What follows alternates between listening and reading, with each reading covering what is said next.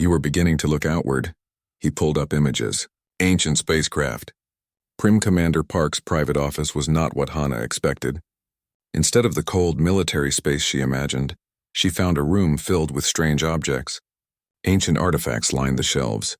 Star maps covered the walls, many showing regions that seemed erased or corrupted. In the center of the room sat a table covered with items that looked like they belonged in a museum. "Close the door," Park said to Minho. "Make sure the security systems are off." Minho worked at a panel by the entrance. "Done, we're completely dark. No recordings.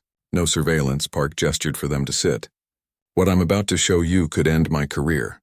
I've spent 20 years collecting these items. Most of them are officially classified as non-existent. The Concordance would imprison me just for having them." He picked up a small metal fragment from his desk. "This is a piece of a human spacecraft, found in Sector 7 by a salvage team 12 years ago. The team reported it as unknown debris. I paid them to give it to me before they filed their official report." Hana took the fragment carefully. The metal felt strange under her fingers.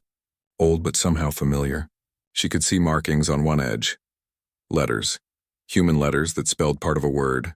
Unity. "There's more," Park said. He activated a holographic display. Images appeared in the air, wreckage, ancient stations. Technology that looked primitive but recognizable.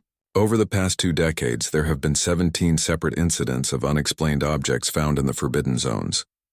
Each time, the Concordance investigation teams classified them as dangerous waste and destroyed them. "But I managed to collect data before the destructions." "They're all human," Minho breathed, studying the images. "Ships, stations, settlements. Commander, this proves humanity expanded into space. These colonies must have been established before the barrier went up." "Correct," Park said. "The Concordance didn't just seal Earth. They systematically destroyed every trace of human civilization outside the barrier. They erased humanity from existence." "But why tell us this now?" Hana asked. "Why risk everything?" Park looked at her directly. "Because you're here, Cadet Kim. For 3,000 years, no human has appeared in galactic space. The scattered colonists lost their memories and became absorbed into other species' populations. Their children forgot what they were, but you remember. You came from inside the barrier, which means something has changed. The seal is breaking." He pulled up a new image, a star map showing a large dark void in space. "This is Sector 7 as it appears on official charts. Empty space. Nothing interesting. But watch what happens when I apply filters designed to detect architect technology." The image changed.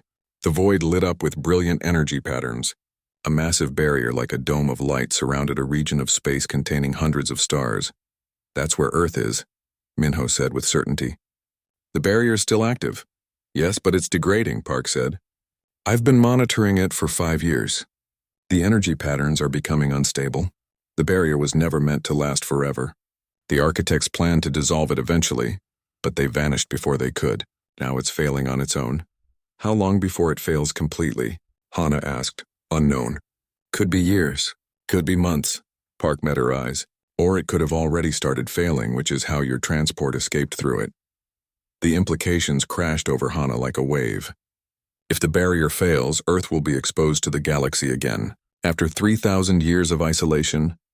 "Exactly," Park said grimly. "And the Concordance won't allow that to happen peacefully. Too many species fear what humans might become. Too many have benefited from keeping Deathworld species suppressed." "What do you mean?" Minho asked. Park walked to his wall of star maps. "The Concordance is built on a lie. They claim all species are equal, but they're not. Species from peaceful worlds get full rights and representation. But species from dangerous worlds, from death worlds like Earth, are restricted, watched, controlled. They're seen as threats that must be managed." He pointed to several marked locations on the map. "There are currently 7 known death world species in the Concordance. All of them are restricted to specific sectors. None are allowed to join military services. None can travel freely. They're prisoners in all but name." "That's horrible," Hana whispered. "It's survival," Park said. "Or so the Concordance claims. They argue that Deathworld species are too dangerous, too aggressive, too likely to conquer rather than cooperate, and they have some evidence to support their fears. 2,000 years ago, a species called the Vrex nearly destroyed the Concordance. They came from a death world and saw diplomacy as weakness. It took a century-long war to stop them. But we're not them. Hana protested. Humans aren't conquerors. We're capable of peace, of cooperation. Are you? Park asked quietly. I've studied human history from the fragments I've collected. Your species had thousands of years of constant warfare before you reached space. You developed weapons capable of destroying your own planet. You nearly wiped yourselves out several times, but we didn't, Hana said fiercely. We survived. We learned. We grew beyond that. Maybe, Park said. Or maybe the concordance sealed you away before you could prove it either way. Minho had been studying the data quietly. Now he looked up with fear in his eyes. Commander? If the barrier is failing and the concordance learns about it, what will they do? Park's expression grew dark. The Concordance Treaty includes emergency protocols. If a sealed death world threatens to be exposed, the treaty allows for extreme measures. What kind of measures? Hana asked, though she dreaded the answer. Sterilization protocols, Park said flatly. They would destroy Earth rather than let humanity emerge unsealed and potentially hostile. The room fell silent. Hana felt as if the floor had dropped away beneath her. Her world, her family, everyone she loved. Billions of people who had spent 3,000 years in isolation, knowing nothing of the galaxy beyond their barrier. All of them could be killed to prevent a threat they didn't even know they posed. We can't let that happen, Hana said. We have to warn them. We have to stop the concordance. How? Minho asked helplessly. We have no proof that would convince anyone. Fragments of data, corrupted files, a few pieces of ancient debris. The Concordance Council would dismiss everything we have. They wouldn't dismiss me, Hana said. I'm living proof that humans exist, that Earth is real. You're also proof that the barrier is failing, Park countered. If I bring this to the Council now, you'll be detained as a security threat. Earth will be monitored. The moment the barrier drops completely, sterilization protocols will be authorized. So what do we do? Hana demanded. Just wait for my world to be destroyed? Park sat heavily in his chair. I don't know. I've spent 20 years preparing for this moment and I still don't have an answer. There might be one option, Minho said slowly. Everyone turned to look at him. What if we could open communication with Earth? Warn them about the situation? If humanity could prepare, maybe present themselves to the galaxy peacefully, it might change the Concordance's calculations. The barrier blocks all communication, Park said. Most communication, Minho corrected. But Hana got through. Her transport got through. That means there are weaknesses in the barrier. Instabilities. If we could locate one, maybe we could send a signal through it. That would require entering the forbidden zones, Park said, which are forbidden for good reason. The Concordance patrols those areas constantly. Any unauthorized vessel would be destroyed immediately. Not if we had authorization, Minho suggested. Commander, you have the security clearance to approve research missions. Research missions to study stellar phenomena, not to investigate sealed death worlds, Park said. But Hana could see him considering the possibility. We need more information first, Minho continued. We need to know the current state of the barrier. We need to understand how Hana's transport escaped through it. We need data that can help us make a plan. Park nodded slowly. I have contacts, people who owe me favors. I might be able to get detailed sensor readings of Sector 7 without raising official suspicions. He looked at Hana. But Cadet Kim, you need to understand the risk. If we pursue this, we're committing treason against the Concordance. We're putting our careers, our lives, and potentially the stability of the entire galaxy at stake. My world is at stake, Hana said. My family, my people, everything I am. I don't care about the risk, I do, Park said seriously, because if we fail, we won't be the only ones punished. Earth will pay the price for our failure. The weight of that responsibility settled over them like a heavy blanket. They sat in silence for a long moment, each considering what they were about to attempt. Finally, Rena's voice came through the door. She had been standing guard outside. Commander, we have a problem. Word has spread about your meeting with the cadet. Other students are asking questions. And I just received word that the Concordance is sending an investigation team to the academy. They want to examine Cadet Kim personally. Park cursed quietly. How long do we have? They arrive in 3 days. 3 days. 72 hours to decide the fate of an entire world. To choose between following orders or following conscience. To determine whether humanity deserved another chance or if the galaxy was. The line of cadets stretched down the entire corridor. Hana stood between a group of Scarix cadets who pretended she didn't exist, and a cluster of Nimbari whose gaseous forms kept drifting too close, making her cough. Security screenings were mandatory before any field exercise, and today, every cadet in the academy had to pass through the sentinel grid. Rena floated beside her, her crystalline body reflecting the harsh corridor lights. I heard Taiho tried to sneak through last year with unauthorized combat enhancements. The alarms went crazy. He got suspended for a month. Everyone knows that story, said a Scarix cadet ahead of them, turning his scaled head. The sentinel grid never misses anything. It's architect technology. Been running perfect for 500 years. Hana listened quietly. She had learned about the sentinel grid in her first week. The architects were an ancient race that vanished 2,000 years ago, but their technology still powered half the galaxy's infrastructure. The sentinel grid was their masterpiece. It could scan every cadet's genetic markers, neural patterns, biological weapons, hidden technology, and something called void resonance that professors couldn't fully explain. The line moved slowly forward. Ahead, Hana could see the massive scanning arch. It looked like a doorway made of silver light. Security officers stood on both sides, watching screens that displayed information about each cadet who passed through. Cadet Jisoo Lee, cleared, an officer announced as a Velthari student walked through. The arch glowed green for a moment, then returned to silver. Cadet Bora Shin, cleared. Cadet Hyun Park, weapons violation detected. Alarms blared. Red lights flashed. A young Scarix cadet froze in the archway as security officers rushed forward. They found an illegal blade enhancement hidden in his forearm scales. The cadet was pulled from the line, protesting that he forgot it was there. The grid never forgets, Rena whispered. It knows everything about everyone. Hana watched as more cadets passed through. Some sailed through easily. Others triggered minor alerts for prohibited items or biological irregularities that needed documentation. One Nimbari cadet set off alarms for carrying spores that were banned on space stations. The line grew shorter. Hana's heart began to beat faster, though she didn't know why.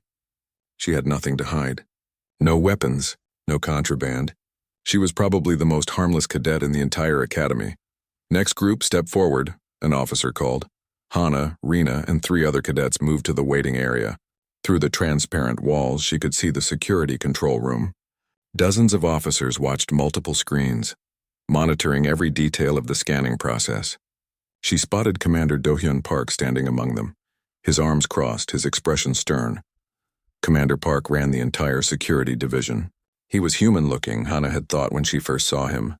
The same basic body structure, similar facial features, but his record said he was from a species called the Terran, from a world nowhere near where Earth should be. When Hana had asked him about the similarity, he had dismissed it as convergent evolution and warned her not to bother him with conspiracy theories. Cadet Kim, "You're up," the security officer said. Hana stepped forward. The silver arch loomed before her. She could feel its energy humming, a vibration that seemed to pass through her entire body even before she entered. "Standard procedure," the officer said in a bored voice. "Walk through at normal pace. Don't stop. Don't run. The grid will do the rest." Hana took a breath and stepped forward. The moment she entered the archway, everything changed. The silver light seemed to shimmer and bend around her. She felt the scanning energy wash over her, through her, a sensation like being touched by invisible hands that examined every cell of her body. Then silence. Complete, absolute silence. Hana walked through to the other side and stopped, waiting for the clearance announcement. It didn't come. She turned and saw the security officer staring at his screen with a confused expression. The officer said. He tapped his screen. "Hold position, Cadet Kim." In the control room, every screen had gone dark. Not red for alerts, not green for clearance. Just black, empty displays where there should have been rivers of data about Hana's biology, her neural patterns, her void resonance signature. Commander Park pushed through to the main console. "What happened? System malfunction?" "No, sir," a technician replied, her voice uncertain. "The system is working perfectly. All diagnostic checks are green. It's scanning. It's just not detecting anything." "That's impossible," Park said. "The grid detects everything." "Run it again." "Cadet Kim, please return through the arch," the security officer called out. Hana walked back through. Again, the silver light shimmered around her. Again, complete silence on the other side. The screens remained blank. Other cadets began whispering. Rena's crystalline body turned bright yellow with shock. The Scarix cadets backed away from Hana as if she carried a disease. "It's broken," someone muttered. "She broke the sentinel grid." "Don't be stupid," another replied. "Nothing can break architect technology." Commander Park emerged from the control room, his face dark with concern. He walked up to Hana, studying her with sharp eyes. "Cadet Kim, have you been exposed to any unusual radiation? Exotic particles? Temporal anomalies?" "No, sir," Hana said. Her voice came out smaller than she intended. "Are you carrying any technology? Any implants? Anything at all that might interfere with the scanning process?" "No, sir, nothing." Park's jaw tightened. He turned to his officers. "Clear the rest of the cadets through a secondary checkpoint. I want full diagnostics on the grid, and someone bring me Lieutenant Minho Choi. If anyone can figure this out, he can." Hana stood alone in the corridor as other cadets were redirected. Security officers swarmed around the Sentinel grid, running tests, checking systems. Everything reported normal function. Rena tried to stay with Hana, but an officer told her to move along. "Your friend isn't in trouble," the officer said. "We just need to figure out what's happening." But Hana could see it in their faces. She was trouble. Big trouble. The kind that made career officers nervous and commanders angry. 30 minutes later, a young officer with sharp, intelligent eyes arrived. Lieutenant Minho Choi looked barely older than the cadets, but he wore the insignia of the Academy's top technology specialist. He examined the grid's readings with intense focus. "This is remarkable," Minho said, speaking more to himself than anyone else. "The system is working perfectly. It's scanning Cadet Kim. It's receiving data, but the data doesn't match any known pattern. It's like scanning something that exists in a frequency we can't measure." "Explain that in simple terms," Commander Park demanded. Minho looked up at Hana, his expression unreadable. The Sentinel grid was programmed by the architects to detect every known form of life in the galaxy. Every species has a specific signature, a pattern of energy and biology that identifies them. But Cadet Kim doesn't have any of those patterns. "So what is she?" an officer asked nervously. "I don't know," Minho admitted. "According to the grid, she doesn't exist. Not as a threat. Not as a cleared entity. She simply doesn't register as anything the system was designed to detect."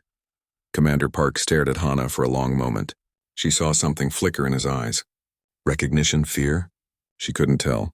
"Cadet Kim," Park said slowly, "you claim you're from a planet called Earth. A planet that doesn't exist in any database." "Yes, sir. And now you've passed through a security system that has never failed in 500 years. And it can't detect you at all." "I didn't do anything, sir. I just walked through," Park nodded slowly. "Lieutenant Choi, I want every test we have run on Cadet Kim. DNA analysis, neural mapping, cellular structure, everything. We need to know what she is, what I am." Hana felt anger flash through her fear. "I'm human. From Earth. I've been telling everyone this for 3 months. Earth doesn't exist," Park said, but his voice lacked certainty now. "Maybe it does," Minho said quietly. Everyone turned to look at him. "Maybe Earth exists in a way we don't understand. A place that isn't in our databases because someone made sure it wouldn't be." "That's a serious accusation." "Lieutenant," Park warned. "It's the only explanation that makes sense." "Sir?" Minho looked at Hana with something like wonder. What if Cadet Kim really is telling the truth? The silence that followed felt heavy enough to crush. Then Commander Park made a decision that would change everything. "Cadet Kim, you're not under arrest, but you are confined to the research wing until further notice. Lieutenant Choi, you have full authorization to investigate." "I want answers." He paused. "And I want them quietly. If word gets out that the Sentinel grid failed, it could cause panic across the entire station." But it was already too late for quiet. As Hana was escorted away, she saw dozens of cadets watching from side corridors, their faces filled with fear and fascination. The girl who claimed she was from a planet that didn't exist had just become invisible to the most advanced security system in the galaxy. And somewhere, deep in the forgotten archives, information that had been buried for 3,000 years began to stir. Hana Kim sat at the back of the classroom and tried to make herself invisible. It never worked. Someone always noticed her, and then the whispers would start again. "There's the crazy one," a Scarix cadet hissed to his friend. His reptilian tongue flicked out as he laughed. "Still thinks she's from a made-up planet." Hana kept her eyes on her datapad.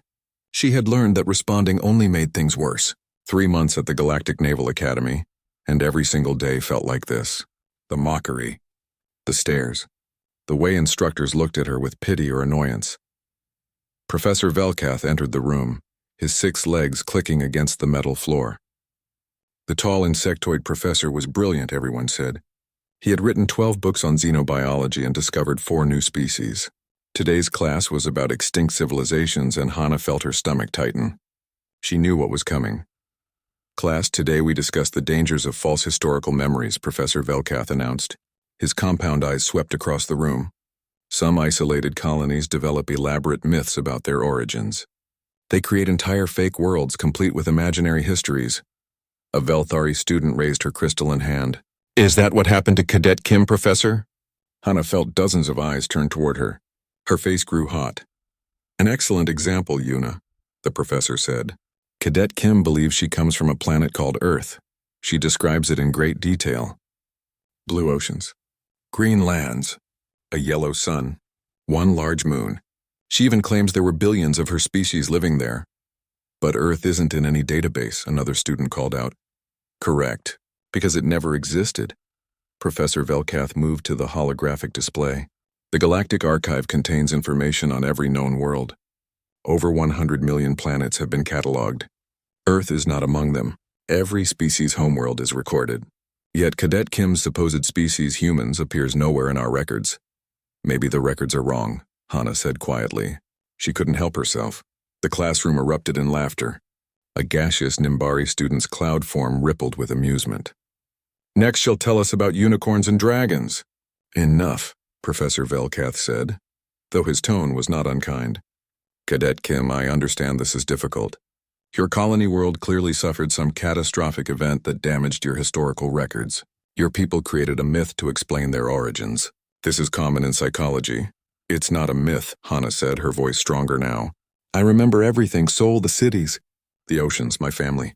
Earth was real. Is real. If Earth was real, where is it? Another student challenged. Why can't you show us on any star map? Why doesn't your DNA match any known species? Hana had no answer for that. When she first arrived at the academy, the medical team had run every test imaginable. Her DNA was unique. Her biology didn't match any of the 247,000 species in the Galactic Archive.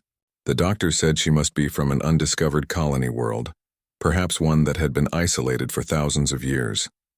But Hana knew the truth. She was human, from Earth. She just couldn't prove it. Professor Velkath assigned homework, and the class began to file out. Hana packed her datapad slowly, waiting for the room to empty. She hated walking through the corridors during peak hours. The stairs were unbearable. Hana, wait, she looked up.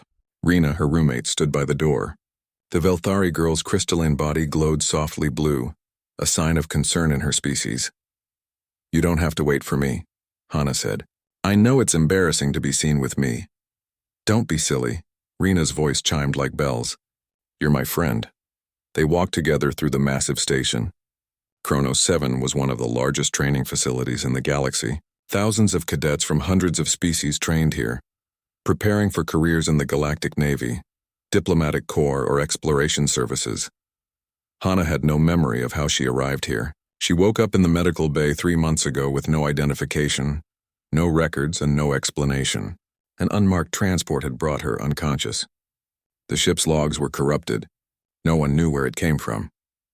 When she told them she was from Earth, from a planet orbiting a yellow star, the doctors thought she was confused from sedation. When she insisted, they began to worry. When she described her homeworld in perfect detail, they diagnosed her with myth contamination syndrome. Do you really remember all of it? Rena asked as they entered their shared quarters. Your Earth? Every detail, Hana said. She sat on her bunk and pulled up images on her personal datapad. She had spent weeks recreating drawings from memory, Seoul's skyline, the ocean meeting the shore, mountains, forests, human faces. Rena looked at the images. They're beautiful. But Hana, if this world existed, how did you get here? You were found in Sector 7, thousands of light years from any inhabited system. That area is mostly empty space and forbidden zones. I don't know. Hana had asked herself this question 1,000,000 times. Her last memory of Earth was clear. She was at home having dinner with her family. Then nothing. Then waking up here? Maybe you should stop talking about it, Rena suggested gently. The other cadets are cruel. If you just stopped mentioning Earth, they might leave you alone. But it's who I am, Hana said. If I stop talking about Earth, if I pretend it doesn't exist, then I'm saying my memories are lies. My family are lies. Everything I am is a lie. Rena's crystalline form dimmed with sadness. I don't think you're lying. I think you believe what you remember. But Hana, what if your memories aren't real? What if something happened to your mind? They're real, Hana insisted. But doubt crept in as it did every night. What if everyone was right? What if Earth was just a dream her damaged mind had created? Her datapad chimed. A message from the Academy administration. All cadets were required to report for security screening tomorrow. The Academy was planning field exercises near the Forbidden Zones, and everyone needed updated clearances. Great, Rena said, reading over her shoulder. Security screening. Those always take forever. Hana nodded absently. She wasn't worried about security screening. She had nothing to hide. The Sentinel grid, the Academy's security system, would scan her like everyone else, clear her, and that would be that. She had no idea that tomorrow everything would change. The system that had never failed in 500 years was about to encounter something it had no programming for. Something that shouldn't exist. Something human. That night, Hana dreamed of Earth. She walked through streets she knew by heart, saw faces she loved, felt the warm sun on her skin. In her dream, a voice called to her, Hana, don't forget. Don't let them make you forget. She woke with tears on her face. Through the window of their quarters, she could see the stars. Somewhere out there, she thought. Somewhere among all those lights, Earth is waiting. She just had to prove it existed. The news leaked faster than anyone expected. Within 18 hours of Park's authorization for the research mission, someone had sent classified information to the Concordance Council. By the time Hana and Minho reached the docking bay where their research vessel waited, security teams had already locked down the entire station. Commander Park is under arrest, the security chief announced over the station-wide communication system. All personnel connected to the unauthorized Earth investigation are to report to detention immediately. This is not optional. Hana stood frozen in the corridor watching security officers rush past. Minho grabbed her arm. We need to move, now. Where? They've locked everything down. There's an emergency escape pod 3 sections away. If we can reach it before they seal that area. An alarm cut him off. Red lights flashed throughout the station. All cadets and personnel, this is Commander Wex of the Concordance Security Force. We are now in full lockdown mode.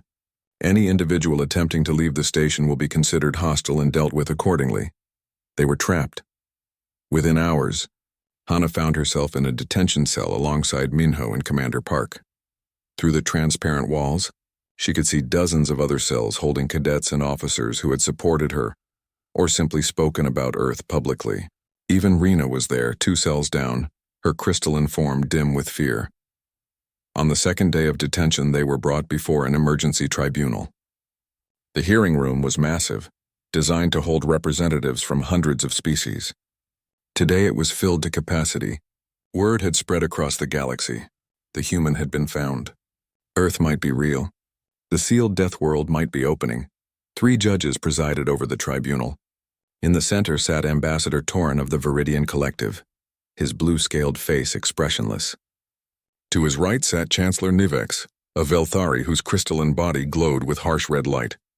To his left sat Director Kra, a Scarix whose reputation for ruthless efficiency was known throughout the Concordance. Commander Do-Yun Park, Ambassador Torin began, his voice cold and formal. You stand accused of treason against the Concordance. You accessed sealed archives. You collected forbidden artifacts. You attempted to make contact with a quarantined death world. How do you plead? Park stood straight, his military bearing perfect despite the situation. I plead that I did what was right. The Concordance built itself on a lie. You sealed away an entire species because you feared them. That's not justice. That's genocide. The room erupted in shouts and arguments. Species representatives yelled at each other. Some supported Park, many more called for his immediate execution. Order. Ambassador Torin struck his desk with a resonance rod. The sound cut through the chaos like a blade. Commander Park, your actions have put the entire galaxy at risk. The Earth barrier was sealed for good reason, was it? Park challenged. Or was it sealed because the Concordance was afraid? Afraid that a species from a death world might be stronger, smarter, more capable than your comfortable civilizations? Chancellor Nivex leaned forward, her crystalline body pulsing with anger. The Vrex War killed 4 billion beings. The Vrex came from a death world. They saw our peaceful species as weak prey. It took a century to stop them. Is that what you want to unleash again?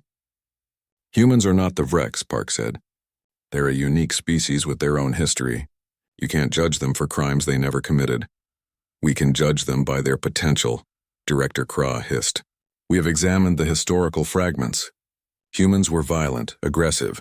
They waged war constantly on their own kind. They developed weapons that could destroy entire planets. They are precisely the threat we feared. Were, Minho called out from his restraints. Past tense. That was 3,000 years ago. We have no idea what humanity has become since then. Maybe they evolved. Maybe they found peace. You're condemning them based on ancient history. History repeats itself, Ambassador Torren said coldly, especially with Death World species. Their survival instincts are too strong. Their aggressive tendencies too ingrained. The Concordance learned this lesson in blood during the Vrex War. We will not make the same mistake twice. He gestured, and new holographic displays appeared throughout the room. Ancient battle footage, cities burning, fleets destroying each other, the Vrex War in all its horror. This is what happens when we allow Death World species unrestricted access to the galaxy. Torren continued. This is why the Earth Protocol exists. This is why we must maintain the barrier at all costs. The barrier is failing, Park said quietly. You know this. Your own monitoring systems show it degrading. You can't keep Earth sealed forever. Then we invoke Protocol 7, Director Kra said. Several species representatives gasped. Others nodded in agreement. If the barrier cannot be maintained, we eliminate the threat permanently.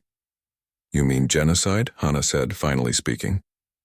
Her voice was quiet but carried through the silent room. You mean destroying my world? Killing billions of people who never hurt you, who don't even know you exist. Ambassador Torren looked at her with something that might have been pity. Cadet Kim, you seem like a reasonable individual. But you are one human. We cannot judge an entire species based on a single example. For the safety of trillions of beings across the Concordance, we must make difficult choices. What about my choice? Hana demanded. What about their choice? Don't the people of Earth have a right to speak for themselves? To prove they're not monsters? They have been given 3,000 years to evolve past their aggressive nature, Chancellor Nivex said. If they have succeeded, then perhaps when they naturally breach the barrier on their own, we can discuss contact. But we will not risk premature exposure. And if you destroy them first? Hana felt tears burning her eyes. What if they did evolve?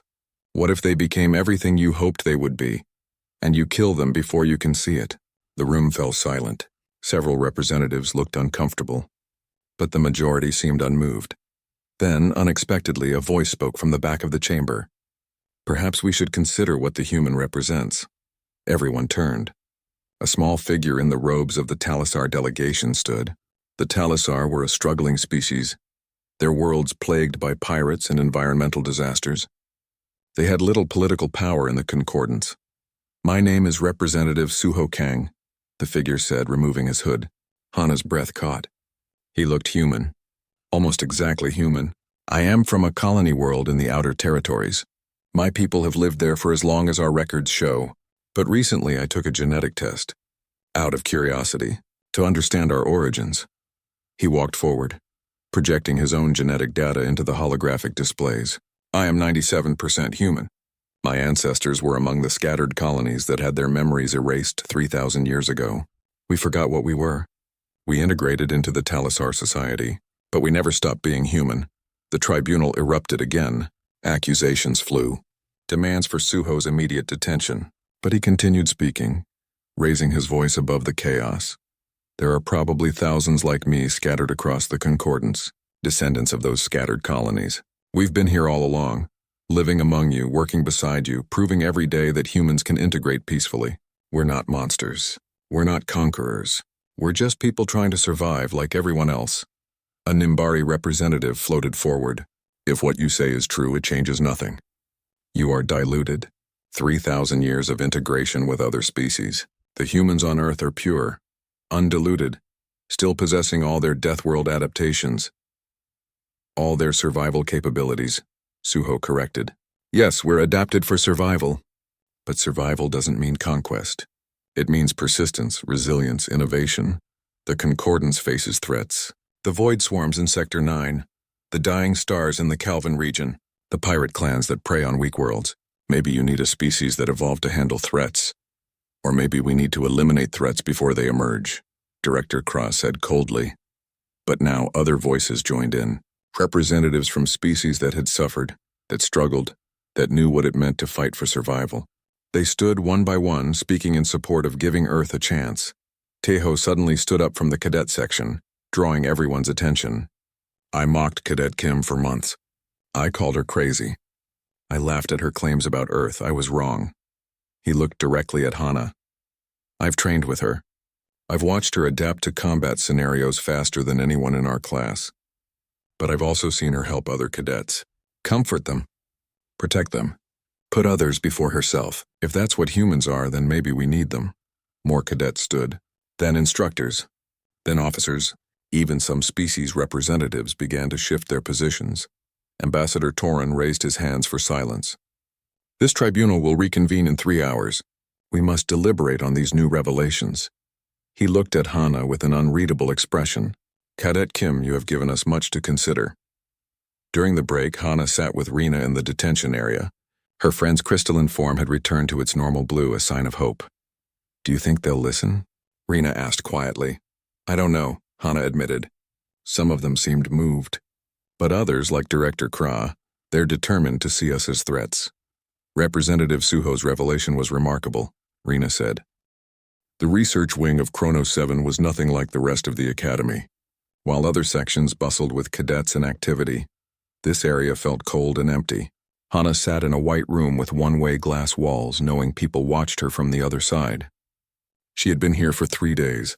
Lieutenant Minho Choi had run every test imaginable. Blood samples, neural scans, cellular analysis, genetic mapping. Each morning he arrived with new equipment. Each evening he left looking more confused than before. On the 4th day he finally entered her room without scanning equipment. He carried 2 cups of something hot and offered one to her. It's called Juka, he said. From my homeworld. I thought you might like something warm. Hana accepted it gratefully. The room was always too cold. Have you figured out what's wrong with me? Nothing is wrong with you, Minho said, sitting across from her. That's what's so strange. You're healthy, perfectly healthy. Your biology works with remarkable efficiency, actually. But you don't match any known species in the Galactic Archive. Because I'm human, Hana said for the 1000th time. I'm starting to believe you. Minho pulled out his data pad and showed her screens full of data. Your DNA structure is carbon-based, like 70% of known species. But the efficiency of your cells is unusual. Your body processes oxygen in a way I've never seen. Your immune system is incredibly aggressive. It attacks foreign bodies with a speed that should be medically impossible. Is that bad? No, it's adaptive. Your body evolved to fight off diseases and infections constantly. That only happens on worlds with very dangerous biology. He swiped to another screen. Your neural patterns are also unique. You have faster reaction times than most species. Your brain shows structures associated with both high intelligence and aggressive survival instincts. So I'm some kind of monster? Hana felt tears building behind her eyes. No. Minho's voice was gentle. You're a survivor. Everything about your biology says you evolved on a world that was trying to kill you constantly. A world where only the strongest, smartest, and most adaptable could survive. He pulled up another image. In xenobiology, we classify planets by hostility. Class 1 is peaceful, gentle environments. Class 5 is challenging but manageable. Most spacefaring species come from Class 3 or 4 worlds. He paused. Based on your biology, I think Earth was a Class Omega world. What does that mean? It means Earth was a death world. A planet so hostile that most species couldn't even survive there. Deadly diseases. Aggressive predators. Extreme weather. Competition for resources so fierce that only the most capable species could develop civilization. Hana thought about Earth. Yes, there were dangers. Storms. Diseases. Wild animals. But there was also beauty, kindness, art, music, love. We weren't just survivors, she said. We were more than that. I believe you, Minho said. But here's what worries me. Species from death worlds are rare. When they reach space, they tend to be very powerful. Very dangerous. The galaxy has protocols for dealing with them. He pulled up a new file and Hana saw his hands shaking slightly. I've been searching the archives. Most databases show nothing about Earth or humans. But the architect systems are different. They're older. Some information in them dates back thousands of years before modern databases were created. Did you find something? Fragments. Pieces of deleted files. References to something called the Death World Protocol. He showed her corrupted text on his screen. Most of it was unreadable, but certain phrases stood out. Prime World. Genetic marker forbidden. Concordance treaty sealed. What does it mean? I don't know yet. But I found one more thing.